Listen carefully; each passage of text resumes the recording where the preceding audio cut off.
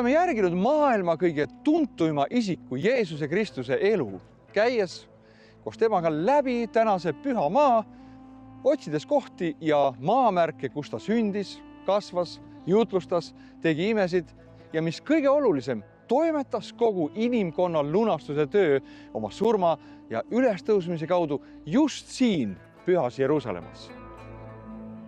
Tema sünd oli ette planeeritud kõiksuse looja poolt juba inimkonna langemisel Eedeni aias, kus anti tõotus päästja ilmumisel, kes purustab mao. See on saatana pea. Ja see täitus just siin Jeruusalemmas kohas nimega Galgalot, tõlkes Golgata, kus ta jõi lõpuni kibeda ristisurma karika, et meie võiksime omada seeläbi elu. Kõik, mida prohvetid ja kirjade ennustused temast kuulutasid, täitusid Jeesuse isikus hämmastava täpsusega. Kuid järgnevat on meil tänases päevas oluline mõista. Kui kõik ettekuulutused täitusid Jeesuses tema maapealse elu ja teenistuse jooksul, siis sellesama piibliraamatu tekstid ennustavad ette tema teistkordset saabumist siia maailma. Kui oma esimeses ilmumises sündis Jeesus alandliku lauta ja asetati tema vanemate poolt sõime heinte peale, siis tema teistkordse ilmumise kohta on ennustatud, et ta saabub kui kõikvõimas valitseja oma väes ja õigluses maailma valitsema ja kõige kurjuse üle kohut mõistma. See Jeesus, kes Johannese ilmutuses nähtuna on täna kõndimas 7 kuldse lambiala keskel, hoides oma käes 7 taevatähte. Ta ostis endale rahva, koguduse, oma vere hinnaga. Jeesuse elu maa peal oli sedavõrd oluline, et see pööras täiesti uue võimaluste lehekülje kogu inimkonnale. Selle saavutas tema elu ja tema viimase 3 päeva jooksul korda saadetud lunastustöö. Räägime sellest pisut üksikasjalikumalt. Jeesuse lunastustöö tõttu võime me taas olla ühendatud oma taevase isaga. Ta kiskus maha selle lahutava vaheseina inimeste ja Jumala vahel, mida Aadamas sooritatud patt ehitas. Sest tema on meie rahu, kes on mõlemad teinud üheks ja kiskunud maha lahutava vaheseina vaenu, kui ta oma lihas kaotas käsusõnade käsu seadlustega, et ta need 2 looks enese sees üheks uueks inimeseks, tehes rahu ja lepitaks mõlemad Jumalaga ühes ihus risti kaudu, kui ta vaenu suretas enese läbi. Seda vaheseina sümboliseeris templis olev 10 sentimeetri paksune kardin, mis eraldas pühamu kõige pühamast paigast seda väikest ruumi, kus Jumal isiklikult elas. Sinna ruumi ei tohtinud minna ükski inimene, vaid ainult korra aastas ülempreester, ent selleks väga hoolikalt ette valmistades ja täpselt reglementi järgides.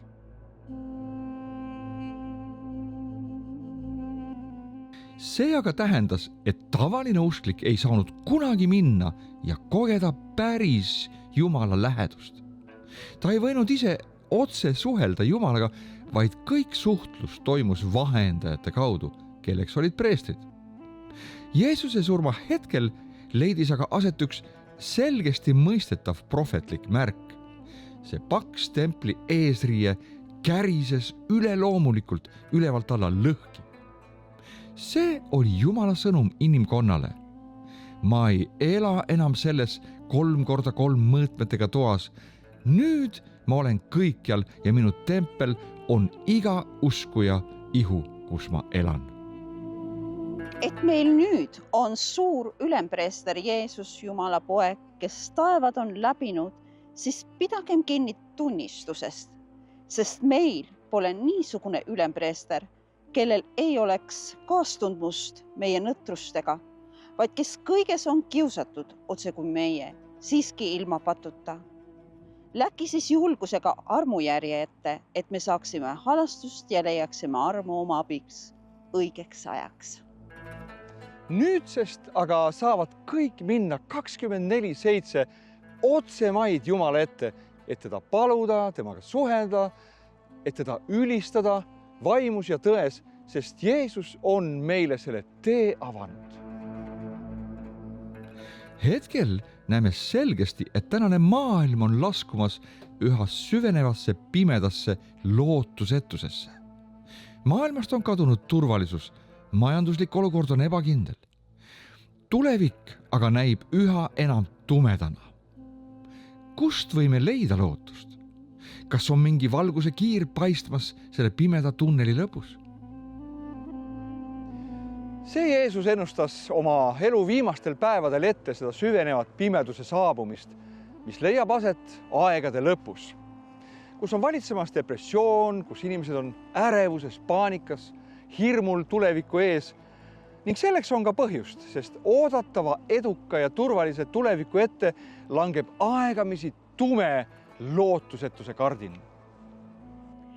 Ja päikeses ja kuus ja tähtedes on siis tunnustähti ja maa peal on rahvastel kitsikus ja nõutus, merekohina ja veevoogude ja pärast. Inimesed jäävad hingetuks maailma peale tulevate sündmuste kartuses ja ootuses, sest taevavägesid kõigutatakse ja siis nad näevad inimese poega tulevat pilveses väega ja suure hiilgusega. Kui analüseerida piibli tuleviku sündmuste iseloomustavat arengut, siis meie armastatud telejutlustaja David Poosan on seda hästi kokku võtnud ühte lausesse. Enne kui läheb paremaks, läheb hullemaks. Kõige suuremas lootusetuses aga ilmub kõige suurem lootus. Aga kohe peale nende päevade ahastust pimeneb päike ja kuu ei anna oma kuma ja tähed kukuvad taevast ja taevavägesid kõigutatakse ja siis saab nähtavaks inimese poja tunnustäht taevas ja siis halavad kõik maa suguvõsad ja nad näevad inimese poega tulevad taevapilvede peal väe ja suure auga. Täna pakub seesama üles tõusnud Jeesus kogu maailmale lootust. Ta tuleb varsti tagasi maailma valitsema kuningana. Kui Jeesus koos oma jüngritega kord õlimeelt Jeruusalemma kaunist vaadet imetlesid, küsisid jüngrid temalt küsimuse. Kas sa sel ajal jälle ehitad Iisraelile kuningriigi? Sellel ahistaval Rooma okupatsiooni ajal meenusid neile Iisraeli kuningriigi hiilgeajad, kus kuningas Taavet alistas kõik ümberkaudsed vaenulikud kuningriigid. Tema poja Saalomoni kuningriigi hiilgus aga oli sedavõrd ekstravagantne, et seda tuldi kaugelt imetlema. Rahu ja õitseng oli ka paljude muude Iisraeli kuningate valitsuse ajal, kes olid jumalakartlikud. Viimane omariikluse taoline valitsus, mida veel kõik iisraelised värskelt mäletasid, oli just enne roomlaste saabumist, kui makabeid alustasid seleukide vastu ülestõusu ja taastasid oma kuningavõimu ja templiteenistuse. Kas Jeesus taastab Iisraelile jälle midagi taolist? Kas Jeesuse kuningriigi ajal saame olema jälle nagu Taaveti päevil? Siis küsisid temalt need, kes olid kokku tulnud ning ütlesid, issand, kas sa sel ajal jälle ehitad Iisraelile kuningriiki? Tema ütles neile, teil ei sünni teada aegu ega hetki, mis isa omas meelevallas on määranud, aga te saate püha vaimuväe, kes tuleb teie peale ja te peate olema minu tunnistajad Jeruusalemmas ja kõigel Juuda ja Samaariamaal ja maailma otsani. Kui jüngrid ja ilmselt kogu Iisraeli rahvas ootas, et Messias taastab jälle kuningriigi, siis Jeesuse vastust lahti mõtestades võiks öelda nii. Enne kui tuleb kuningriik, peab tulema kuningriigi sõnum. See on evangeelium, mida uskudes ja vastu võttes laieneb tema kuningriik. Just seda otsib täna Jeesus. Jeesus ei rääkinud kuningriigist vaid Jeruusalemmas, Juudeas ja Samaarias, vaid kuningriigist, mis jõuab maailma otsteni. Elame ajastul, mille kõige olulisemaks epitsentriks on Jumala meelest evangeeliumi tema kuningriigi evangeeliumi kuulutamine. See on, millega me peaksime tema riigi kodanikena olema hõivatud kõige rohkem ja keskenduma sellele nii individuaalsel tasemel oma igapäevaelus kui ka masskuulutuste vahendiga, millest üks väga efektiivne ongi televisioon. Ingel Gabrieli prohvetlik kuulutus Maarjale temast peatselt sündiva poja kohta oli. Tema saab suur olema ja teda peab hüütama kõige kõrgema pojaks. Ja issand Jumal annab temale ja ta isa Taaveti aujärje. Ja ta valitseb igavesti Jaakobi soo üle ning tema kuningriigil ei ole otsa. See, kus lõppes kuningas Taaveti kuningriigi hiilgus, sealt võtab üle Jeesus, kõige kõrgema poeg, kuningliku valitsuse, istudes Taaveti aujärjele ja valitsedes Jaakobi soo üle. Jeesuse tagasi tulles saab ta olema kuningaks nii füüsilise kui vaimse Iisraeli üle. Siit aga kerkib väga oluline küsimus. Kuhu tuleb tagasi Jeesus? Tegelikult on aga vastused neile küsimustele kõik juba piiblist kirjas. Viimases episoodis rääkisime Jeesuse taevasse minekust, mida nägid pealt tema jüngrid. Me seisame samas kohas, Õlimäel, samal mäel, kust Jeesuse jalad allad tõusid viimast korda üles. Nende juures seisid inglid, kellel oli lootusest laetud sõnum tema järgijatele. Kui Jeesus seda oli öelnud, tõsteti ta nende nähes üles ja pilv varjas ta nende silme eest. Kui nad siis taevasse vaatasid tema minekut, vaata, siis seisis nende juures 2 meest valgeis riideis, kes ütlesid: Galilea mehed, miks te seisate ja vaatate üles taeva poole? See Jeesus, kes teilt üles võeti taevasse, tuleb samal kombel, nagu te nägite teda taevasse minevat. Kui Jeesus lahkus meie planeedilt siit füüsilisest punktist Õlimäelt, siis seal juures seisvad inglid ütlesid, et ta tuleb tagasi samal kombel pilvedega, koos pühadega oma auhiilguses. Prohvet Zakaria, kes elas Jeruusalemmas veel sajandeid enne Jeesust, andis meile selleks detailse kirjeldusega ennustuse. Sel päeval seisavad ta jalad Õlimäel, mis on Jeruusalemma ees ida pool, ja Õlimägi lõhkeb keskelt pooleks idast läände väga suureks oruks, sest pool mäge vajub põhja poole ja teine pool lõuna poole. Just siia Õlimäele saabub tagasi Jeesus. Ainult, et sel hetkel ei oleks siin hea viibida, sest mägi lõheneb tema taevaliku au ja väe saabudes keskelt pooleks, nagu keegi lõikaks pooleks banaani. Selle lõhe alumine põhi saab olema Kidroni oru tasemel, mis on siin meie selja taga, mis vormib selle kraatri jõesängiks, tehes võimalikuks templimäelt elustava vee alla voolamise ida suunas, suubudes mürksoorasesse surnumerre. Kui arvestada, et siit ülevalt on surnumereni laskumist -1100 meetrit, siis tekkinud org avab veele vaba tee alla voolamiseks. Nii saabki võimalikuks Hesekeli prohvetlik kuulutus tulevasest templist, mis saab kord olema püstitatud siit vaatajate silmade ette. Vaataja võib näha, kuidas altari alt voolab välja elava veega allikas otse alla surnumerre, parandades selle mürksoolase mineraalse koostise kaladele ja veealusele taimestikule elamiskõlblikuks. Ja ta ütles mulle: need veed voolavad idapoolsetele aladele, jooksevad alla lagendikule ja jõuavad merre. Nende merre jõudes paraneb seal vesi ja kõik elavad hinged, kes liiguvad seal, kuhu need jõed iganes tulevad, virguvad ellu ja seal on väga palju kalu, sest kui need veed jõuavad sinna ja vesi pareneb, siis virguvad kõik ellu seal, kuhu see jõgi tuleb. Ja kalamehed seisavad selle ääres, Ein-Geedist kuni Ein-Eglamini on see võrkude kuivatuspaigaks. seal on igasugu kalu, nagu suure merekalu, väga palju. Kui sa peaks olema kunagi ulpinud surnumeres, ei suudaks sa seda kirjeldust kindlasti uskuda. Meri, mis on täna täiesti elutu, mis on 10 korda soolasem kui maailmameri, võiks kunagi olla kalameestele töökohaks. Ja loodus, see hakkaks siin lokkama, nagu see oli enne, kui Jumal siin orus asuvad linnad nende patususe tõttu tuhaks põletas. Ja Eedeni aia taoline lopsakas rohelus muutus mineraalide kaevanduse ja tööstuse piirkonnaks. Kuid need, kes jääksid igatsema taga surnumeres kündlemist, võib lohutuseks jätkata, et Hesekiel lõpetab oma nägemuse järgmiselt. Selle soised kohad ja mülkad aga ei parane. Need jäävadki soolaseks.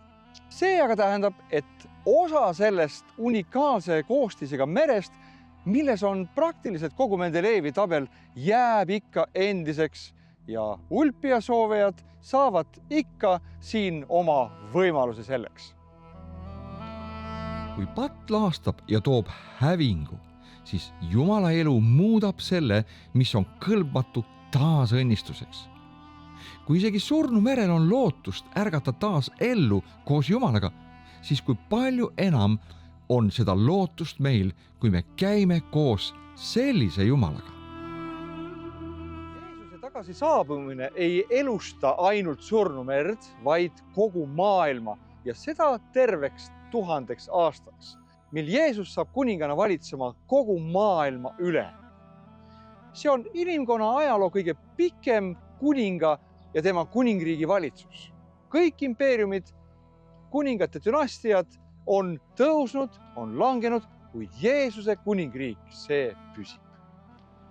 Nad peavad olema Jumala Kristuse preestrid ja valitsema kuninglikult ühes temaga need 1000 aastat.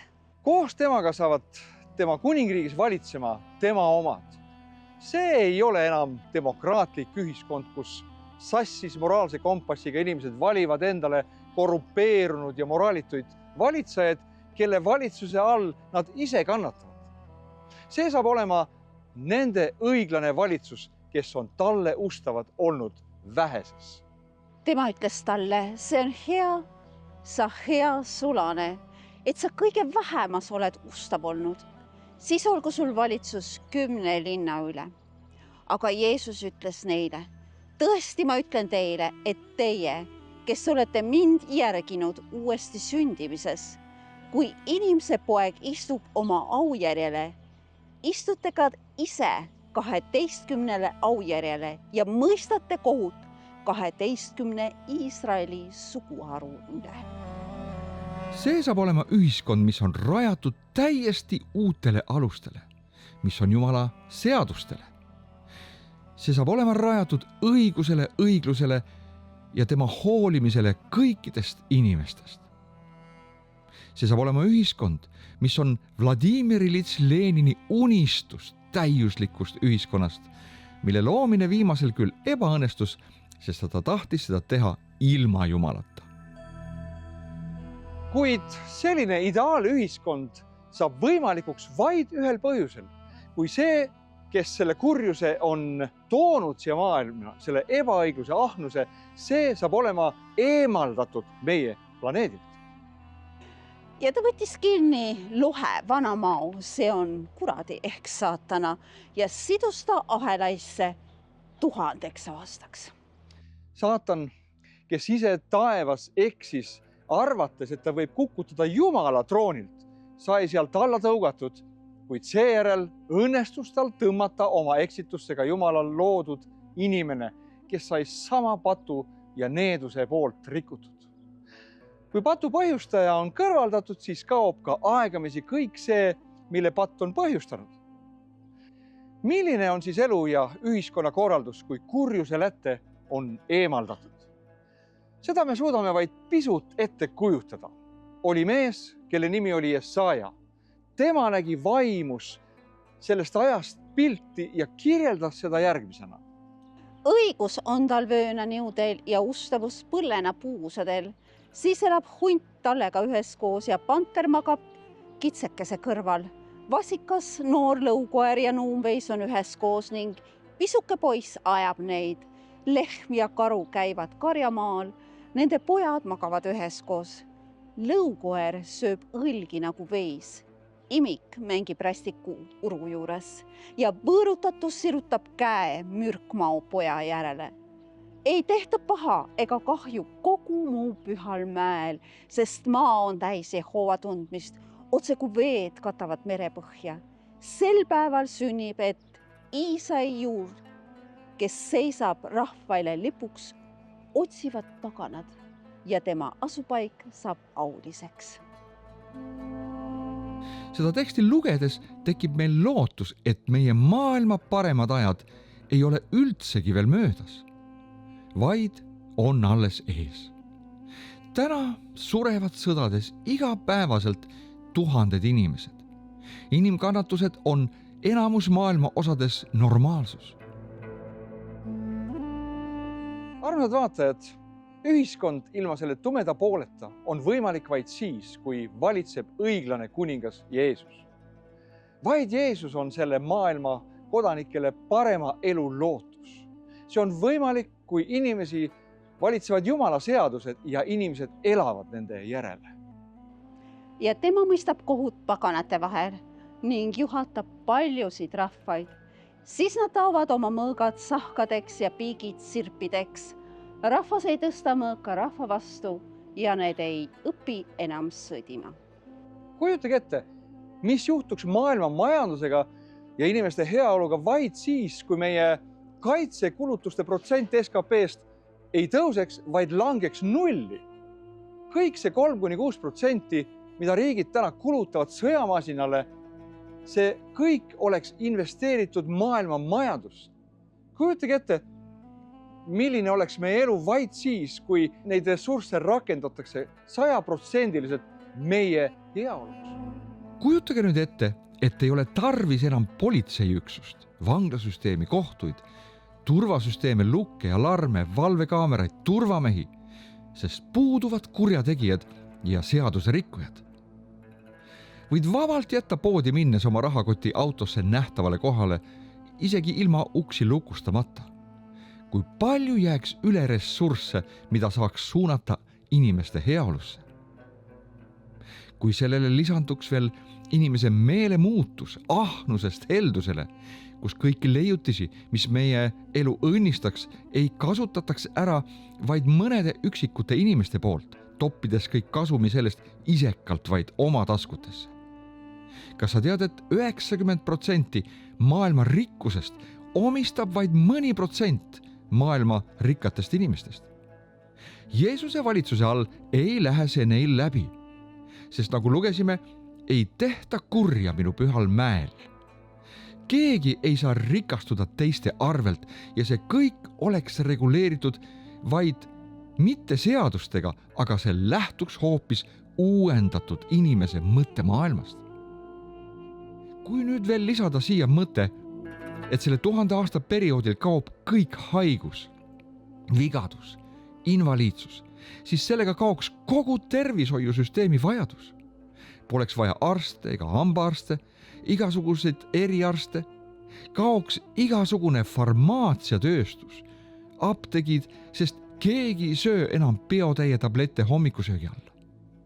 Juba see muudaks mõnede elu paradiisi lähedaseks kogemuseks, kui sul kusagilt hommikul ei valuta. Lisaks tervishoiusüsteemi vajaduse kadumisele kaob igasugune hooldekodude vajadus.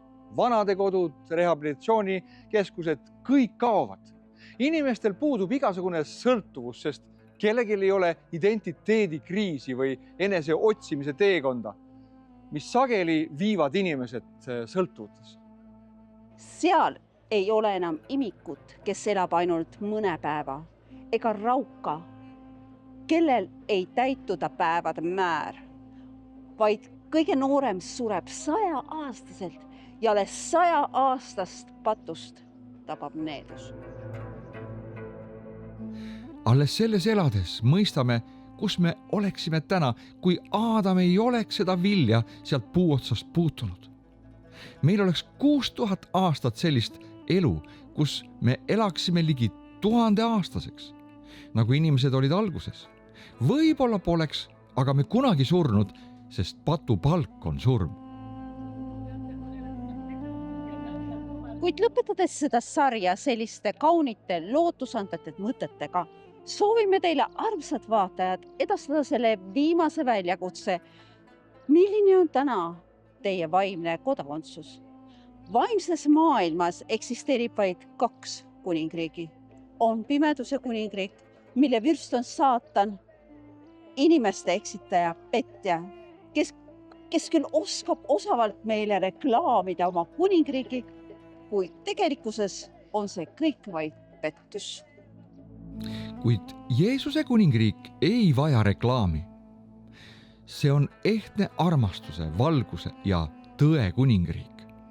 Aga tema kuningriigi kodakondsus ei tule meile kaasa automaatselt, kui me sünnime siia maailma. Tegelikult me hoopis sünnime saatana kuningriiki, sest selline on meie esiisa Aadama pärand meile. Sa pead hüüdma appi kuningas Jeesust, et ta sind päästaks saatana võimusest ja asetaks sind oma kuningriiki. Palveta koos meiega siit kauni templi taustalt see palve, mida kuningas võtab kuulda ja sünnitab sind uueks looduks, tema kodakondseks.